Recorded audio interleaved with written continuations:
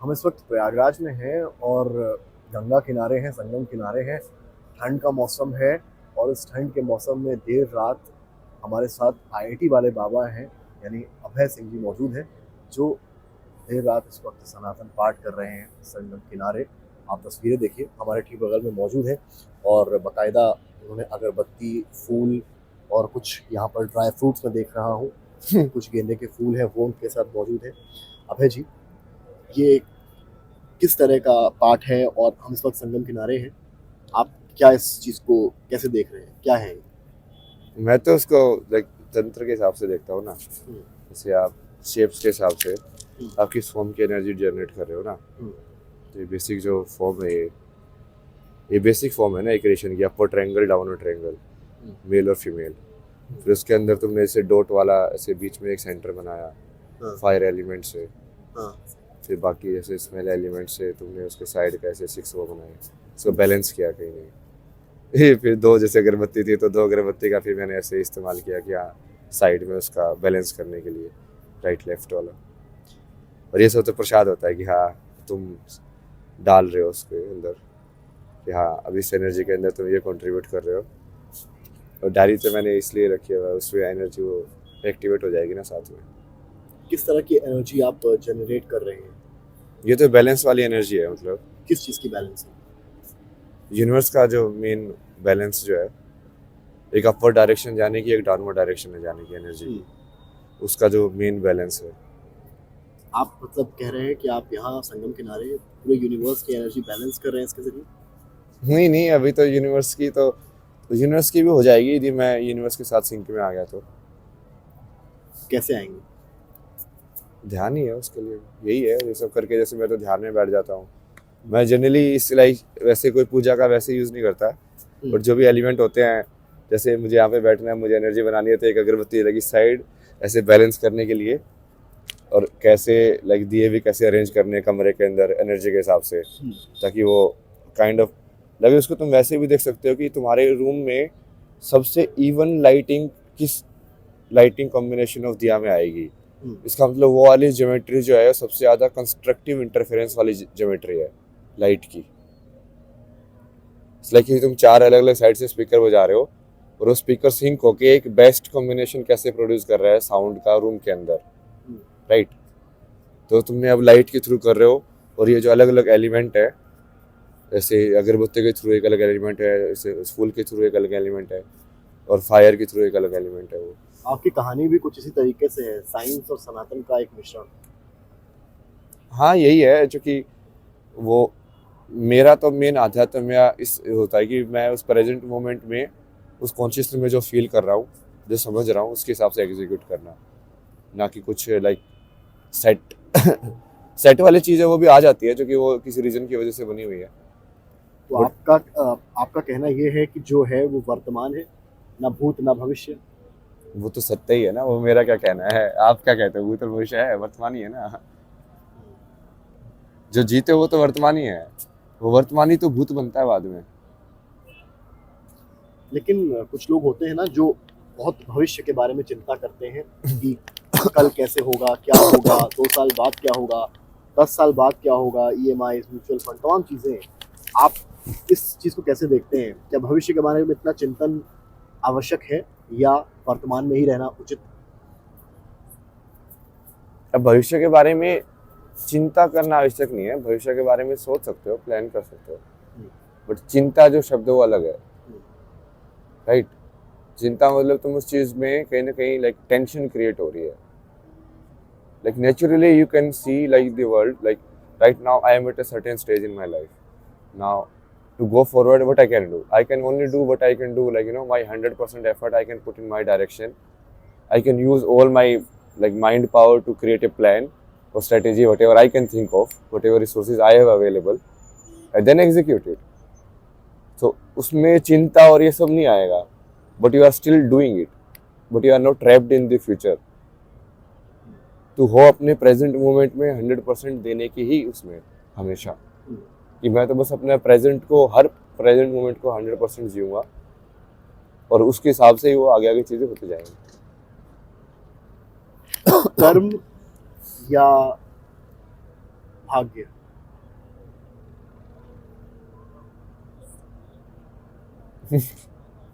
कर्म या भाग्य है? कर्म। कैसे? क्योंकि हम नीचे से देख रहे हैं ना उसको, भगवान के पर्सपेक्टिव से तो सब विधान है। मतलब जिसने सब सृष्टि बनाई है उसको तो सब कुछ अंडरस्टैंडेबल है ना, उसके लिए तो कुछ भी अनसर्टेन नहीं है। समझे? जैसे महाकाल बोलते हैं तो इसका मतलब उनको तो टाइम का सब कुछ दिखता है, उनको तो सब पता है। तो उनके लिए वो कर्म नहीं बोल सकते, क्योंकि उनको तो लाइक वो भाग्य ही पूरा पता है उनको कि सृष्टि की क्रिएशन कैसे हुई है, कोई भी सोल किसकी टेंडेंसी कहाँ पे होगी, वो क्या करेगी, क्या होगा उसके साथ। तो वहां पे उनके हिसाब से तो सब भाग्य ही है। इंसान कुछ अपनी मर्जी से करता ही नहीं है। जो कृष्ण बोल रहे थे कि तुम तो करता हो, तुम तो सिर्फ वो भगवान की जो एक विल है उसको एग्जीक्यूट कर रहे हो। तो वहां से देखोगे तो सब भाग्य दिखेगा, बट जब इंसान के एंगल से देखोगे नीचे से उसी चीज को ऊपर करके, तो वो ऐसे लगेगा कि हाँ मैं कर रहा हूँ, क्योंकि अभी तक वो पहुंचा नहीं है कि मैं बिना मैं के भी हो सकती है चीजें। यानी पैसे कमाए, मैंने किया, तो वो कर्म में बन जाता है। कई लोग होते हैं जो कहते हैं कि हम बहुत कर्म कर रहे हैं लेकिन हमें फल नहीं मिल रहा है, और सामने वाला व्यक्ति कुछ नहीं कर रहा है लेकिन वो ऊंचाइयों तक पहुंच गया, तो यहाँ तो भाग्य ही है ना, यहाँ तो कर्म नहीं है। नहीं नहीं, भाग्य ऐसा कुछ नहीं होता ना, कर्म तो चलता तो कर्म के सिद्धांत पे ही है। वो ऐसा नहीं है कि वो भाग्य, जो भाग्य भी कर्म के सिद्धांत पे ही लिखा गया है। क्या इसमें जन्मों का फेर है? हाँ हाँ, जन्मों का फेर भी है। जैसे आपको उसको यदि अभी कुछ फल मिला, या तो उसने अपने, बेसिकली ये मान के चलो कि आपके पास पूंजी है, अब पुण्य की पूंजी है, जो आपने बढ़िया एक्ट किए हैं तो उससे आपकी चेतना ऊपर गई है। फिर आपके पास पाप की पूंजी है, तो आप मान लो अपनी पुण्य जो है कैश करा लो। कैश करा लो मतलब आप बोलो कि हाँ, ये जैसे बहुत बार बोलते हैं ना कि मेरी उम्र तुम्हें लग जाए, या उसको बेसिकली अपनी सारी गुडविल को एक बार में कैश करा लो। जैसे बहुत सारे लोग करते हैं ना, जैसे वो पूरी लाइफ लगा देते हैं गुडविल बनाने में या वैसे वो बनाने में, और फिर उसको एक बार में ही लाइक वो वसूल लेते हैं इन्हें। तो यदि उन्होंने वो उनको ऐसे हो रहा है, तो इसका मतलब कहीं ना कहीं या तो अपने कर्म का वो कैश कर रहे हैं, वसूल रहे हैं। तो इसलिए वो उस वाले कर्म का नहीं है, वो पिछ वाले कर्म को उन्होंने पूरा सारा बोल दिया कि हाँ मेरी सारी अच्छाई को तुम अभी हो कि अभी दे दो। आप पुनर्जन्म में यकीन करते हैं? होता है ना पुनर्जन्म।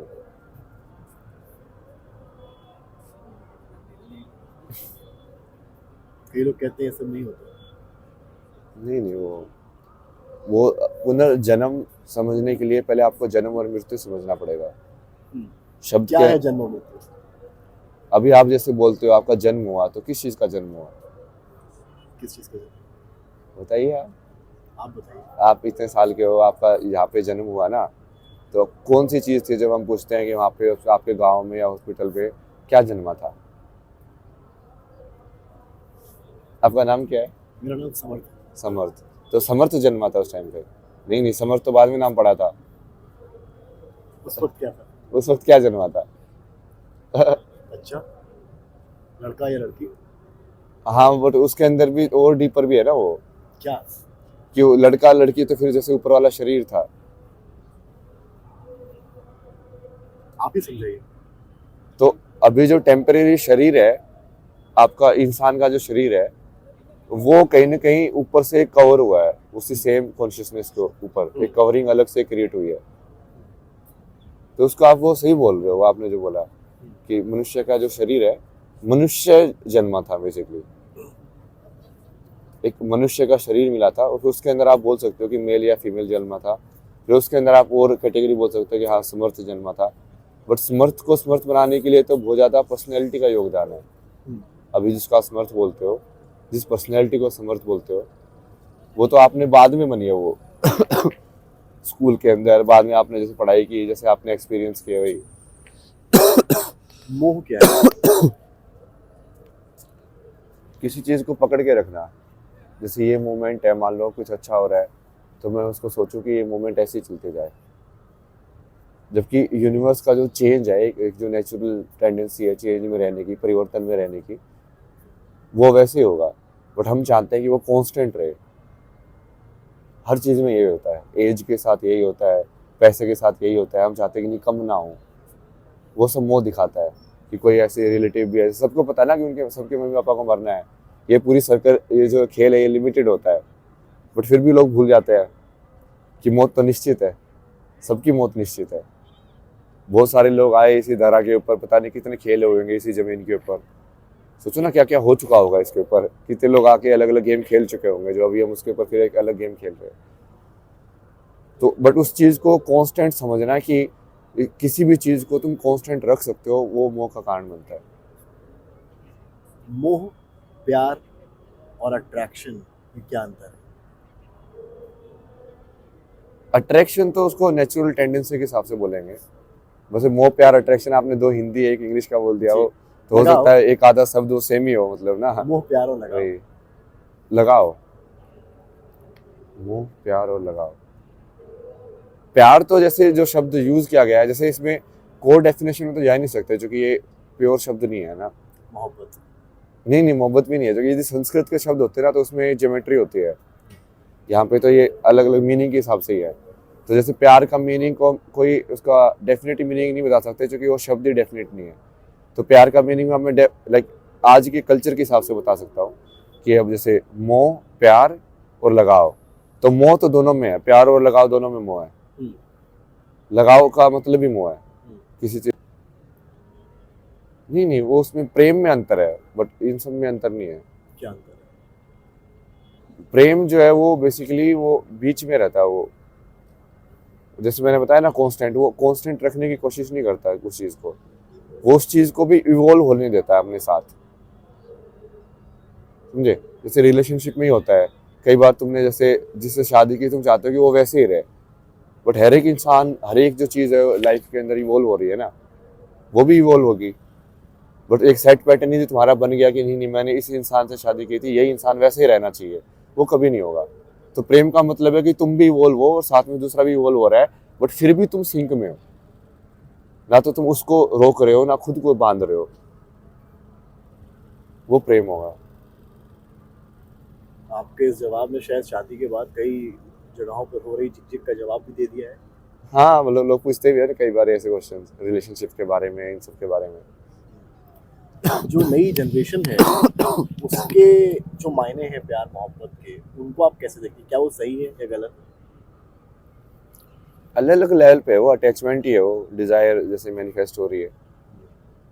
एक डिजायर है अंडरस्टूड होने की डिजायर, तो उसकी वजह से इंसान दूसरे इंसान को ढूंढता है कि जिसके साथ वो समझ पाए तुम्हें, कोई तो इस संसार में हो जो तुम्हारी कहानी का विटनेस हो कि हाँ वो उसको ही पता हो कि तुमने क्या किया है, तुम साझा करो, वो चीज़ शेयर करो। वो साइकोलॉजिकल है, वो मेल और फीमेल में सेम ही टेंडेंसी होती है, उसमें अंतर नहीं है। किसी से अलग हो जाना और उसके बाद भी उससे नफरत न कर पाना क्या है? नफरत तो वैसे भी नहीं करनी चाहिए ना, अलग होने में नफरत क्यों करनी चाहिए। ठीक है, वो टेंडेंसी उनकी दूर जाने की थी, वो चले गए, तुम अपनी टेंडेंसी में, जो तुम्हारे पास आना होगा वो अपने आप ही खींचा चला जाएगा, और जो रहना होगा वो वहीं पे रहेगा, उसको पकड़ के बांध के रखने की जरूरत नहीं पड़ेगी। जैसे इसका एक और एग्जांपल समझ सकते हो ना, कि जो कुत्ता आपका कुत्ता है उसको बांध के थोड़ी ना रखोगे, वो भागेगा नहीं कहीं पे जब बांध के रखोगे तो मोह है। यदि तुम उसको फ्री छोड़ दो और फिर भी वो वहीं पे बैठा रहे, इसका मतलब प्रेम है, कि वो अपनी विल से, उसके पास पूरी फ्रीडम है, सब कुछ है, बट फिर भी उसने चूज किया कि वो आपके साथ रहे। काफी सीरियस सवाल आपसे हो गए। क्या जो कहा जाता है कि मृत्यु मृत्यु क्या है आपके हिसाब से? वही जो जन्मा था वही तो मरेगा। जैसे मैंने पूछा क्या जन्मा था, हाँ। तो मनुष्य शरीर जन्मा था ना, तो मनुष्य शरीर मर जाएगा, बट मनुष्य शरीर के अलावा भी कुछ और चीज है हमारे अंदर, शरीर के अलावा भी कुछ चीज है, चेतना, आत्मा, अब वो नहीं मरती है। फिर मृत्यु की बात क्या होता है आपके हिसाब से? मतलब वो शरीर किस मृत्यु की बात कर रहे हो? पुराण है, कथा, बहुत पुराण में मृत्यु बहुत होती है कुछ ना होता इंसान की साइकोलॉजिकल भी मृत्यु हो सकती है आपकी। कैसे? मतलब आप सारा का सारा अपना जो डेटा है उससे डिटैच हो जाओ पूरे की तरीके से, तो वो साइकोलॉजिकल आप डेड हो जाओगे, मतलब आपकी पर्सनैलिटी वाइज आप डेड हो। कुछ एक केस हुआ बैंगलोर में, एआई इंजीनियर वाला, आपको शायद पढ़ा हो खबर में। उन्होंने तमाम आरोप लगाया कि बच्चे के साथ नहीं रहने दिया गया, बार बार प्रयागराज पेशी के लिए आना पड़ता था, जौनपुर जाना पड़ता था। उन्होंने सुसाइड कर लिया, लंबा चौड़ा लेटर वीडियोस दिए। उस पूरे मामले को आप कैसे देखते हैं? तो वो जो मेंटल लेवल है, जो आप साइकोलॉजिकल प्रेशर की, मृत्यु की बात कर रहे हैं, क्या वो वही एग्जाम्पल है? नहीं, उसमें तो बेसिकली क्या है ना, उन्होंने वो तो उससे साइकोलॉजिकल डेथ से भाग के पहले उन्होंने शरीर को ही मार दिया। कि साइकोलॉजिकल डेथ से पहले फिजिकल डेथ कर देते हैं, तो साइकोलॉजिकल डेथ से डर रहे थे वो लोग। साइकोलॉजिकल डेथ तो मतलब कि तुम जीते जीते मर जाओ। वैसे शरीर को नहीं मारना है, बट वैसे अंदर से मर जाओ। जब सब खत्म हो जाए तब इंसान क्या करे? कभी खत्म होता ही नहीं ना। इंसान ये मान ले कि सब खत्म हो गया। नहीं ना, जैसे अभी मैं अकेला बैठा हूँ तो बोलता आपने सब कुछ छोड़ दिया, क्या मेरे लिए खत्म हो गया? नहीं, कुछ भी खत्म नहीं हुआ। क्या खत्म हुआ? दुनिया तो चलती रहती है अपने हिसाब से। यही तो लोग सोचते हैं, इसलिए लोग सुसाइड करते हैं। उनको लगता है कि लिमिटेड चॉइस वाला जो वर्ल्ड हमको ऑफर किया गया है, जिसमें हम रह रहे हैं, कि ये चीज़ तेरे साथ नहीं हुई तो इसका मतलब तेरा सब खत्म हो गया। अरे कोई नहीं, ये चीज़ नहीं हुई तो दूसरी टाइप से भी जा सकती है कहानी। अब हीरो की कहानी जरूरी नहीं ना वो एक ही टाइप से हो कोई फिल्म, कि उसमें शुरू में उसमें लव स्टोरी हो के फिल्म ये हो गया हो सकता है शुरू में उसके साथ बहुत कुछ हुआ, फिर लास्ट में जाके हो सकता है उसने शादी की ना हो, फिर कुछ और एम मिल गया हो अपनी लाइफ को निभाने के लिए। बहुत कुछ हो सकता है ना संसार में। पीड़ा क्या है? पीड़ा, दुख को पीड़ा बोल सकते हैं वैसे तो। एक विरह वाली पीड़ा भी होती है। विरह वाली पीड़ा वो वाली पीड़ा होती है जिसको भगवान की अलग होने की पीड़ा, और जो दुख वाली पीड़ा होती है वो अटैचमेंट वाली पीड़ा होती है, कि तुम्हारा अहंकार या तुम जिसको अपना मैं मानते थे, अपना मानते थे, जैसे आपका परिवार, आपकी गाड़ी, आपका चैनल, आपका वीडियो, उस मैं में से यदि किसी चीज़ को हानि हो जाए तो आपको साइकोलॉजिकली हानि होती है। जैसे आपको अभी मैं बोल दूं कि आपकी मम्मी का एक्सीडेंट हो गया, तो वैसे कुछ हुआ है कि नहीं हुआ आपको नहीं पता, बट ये चीज़ साइकोलॉजिकली आपको इफेक्ट करेगी। क्यों? क्योंकि वो मन के माइंड के अंदर ऐसा होता है कि ये एंटिटी जो थी मेरे से जुड़ी हुई थी वो डेड हो जाएगी, अब वो हलचल नहीं कर सकती। और पीड़ा से निदान क्या है? पीड़ा पीड़ा से निदान क्या है? पीड़ा से, दुख से तो यही निदान है ना, मुक्ति, मोक्ष।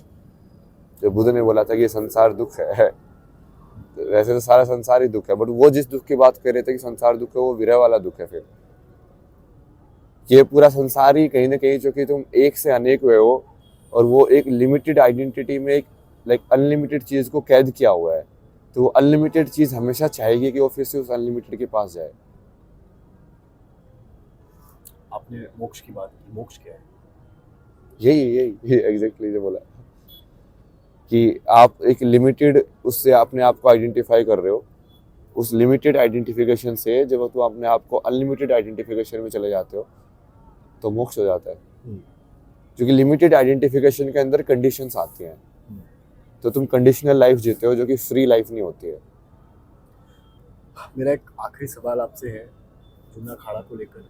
संत महंतों ने कहा कि आपको लेकर काफ़ी कुछ उन्होंने आज बयान दिए, कल भी बयान दिए कि आप वहाँ बेले से थे, नौटंकी करते थे, इस तरह की भी बातें आपको लेकर कही गई।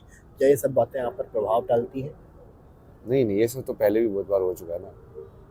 ऐसे बहुत सारे लोग मिलते हैं जो शुरू में तो जब तक तुम्हारा फ़ायदा उठ रहा है तो उठा रहे हो, तो उठाने दे रहे हो, तो साथ में रहते हैं, फिर बाद में उनका एकदम से एटीट्यूड बदल जाता है, सारी चीज़ें जो तुम करे तो वो झूठी हो जाती है। हमने शुरुआत की थी इस सवाल से, आपने वर्तमान, भूत और भविष्य की बात की। अभय सिंह जी, आईआईटी वाले बाबा का भविष्य कहाँ है? क्या देखते हैं?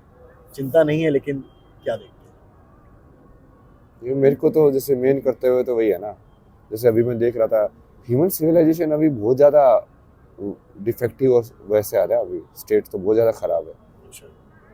अब देखो ना, लॉ एंड ऑर्डर के लेके बाकी सब चीज़ें एक बेसिक समझ ही नहीं है आधे लोगों को, तो कि ये है क्या मतलब खेल। उनको ना समझने का टाइम भी दिया गया है, जो कि वो गरीबी की वजह से, उस सब की वजह से। ये बहुत ज़्यादा एक वही ना है, जब तुम उसको समझते हो कहानी के अंदर है तो उसको ठीक करना है, तो मेन चीज़ तो वही है कि वो करना है, उस रास्ते पे आगे बढ़ना है। उसी रास्ते पे आगे बढ़ रहा था पिछले काफ़ी सालों से, धीरे धीरे कि इसको कैसे ठीक करें, उसको ज्ञान के थ्रू ठीक करें। मेन तो ज्ञान ही है, ज्ञान से ही सब आपके पास एक जो किताब है, ये इसमें क्या है? वही है, ज्ञान ही है इसके अंदर भी, देवी सरस्वती। देवी सरस्वती। ज्ञान से ये सब होता है ना। इसके बाद पर दिखाएंगे सरस्वती से, ज्ञान से लक्ष्मी आती है काफी फिर। कुछ लिखा हुआ है, काफी कुछ इसमें क्या कुछ लिखा है आपने? नहीं, मैं जैसे आइडेंटिफिकेशन की जो बात कर रहा था ना, वही दिखा रहा था इसमें। जैसे हमने हर एक फॉर्म को जैसे आइडेंटिफाई करके रखा हो ना, अलग अलग नाम से। हम जहाँ पे एनवायरनमेंट को देखते हैं, अलग अलग फॉर्म जो मूव हो रही हैं, तो किसी फॉर्म को बोलते हैं कि ये प्लांट है, एक दूसरी फॉर्म को बोलते हैं ये एनिमल है, तीसरी फॉर्म ये ह्यूमन है। तो ये आइडेंटिटीज ही हैं। मैं, मानव, पुरुष, स्त्री, ये क्या लिखा है आपने? ये भी वैसे ही है ना कि मैं बोलता है, फिर वो मैं के बाद बोलता है कि मैं मानव हूँ, फिर वो मानव के बाद जैसे हमने आपसे पूछा ना, एग्जैक्टली वही चीज़ तो लिखी है जो आपको स्टार्टिंग में समझाई थी वही। आपने सब कुछ लिख रखा है। हाँ, तो वैसे तो मैं चीट और शीट क्या में लिखा है रखता आपने था। डायरी में? ये दिखाता ना मैं, वैसे सब्जेक्ट की चीज़ें भी लिखी हैं। ये पूरा क्रिएशन ऑफ द यूनिवर्स को समझाया ना मैंने बहुत बढ़िया तरीके से। लाइक इसमें तुम मैथमेटिक्स भी समझ सकते हो, ज्योमेट्री भी समझ सकते हो, पुराण के हिसाब से कहानियाँ भी समझ सकते हो, बहुत सारी चीज़ें लाइक एक उसके अंदर समझ सकते हो। कि सबसे पहले तो एक सबसे बड़ा क्वेश्चन जो होता है कि जब सब एक ही था तो वो अनेक हुआ क्यों? क्यों? इच्छा की वजह से। वो मेन जो कारण है ना, जिसको बोलते हैं हम, जो कारणों का कारण है, जो मूल कारण है, वो मूल कारण इच्छा है, डायरी में रोज वासना। लिखते हैं आप? रोज लिखते हैं? ये ना मुझे फिर ध्यान में जाना पड़ता है ना, क्योंकि मैं अपने अंदर ऑब्जर्व कर करके लिखता हूँ उसको कि अच्छा मेरा मेन कारण क्या है एग्जिस्टेंस का। अच्छा सबसे पहले तो इच्छा है, और उस इच्छा की वजह से विचार आ रहा है। अच्छा विचार की वजह से, जैसे मेरे को विचार आया कि मुझे अभी ये करना है, या इंटरव्यू करना है, या बीड़ी मारनी है, तो सबसे पहले तो इच्छा हुई। इच्छा के हिसाब से फिर मैंने उसको आइडेंटिफाई किया कि हाँ कैसे करना है, क्या करना है, फिर उसके हिसाब से मैंने क्रिया की, मूवमेंट की लाइफ के अंदर।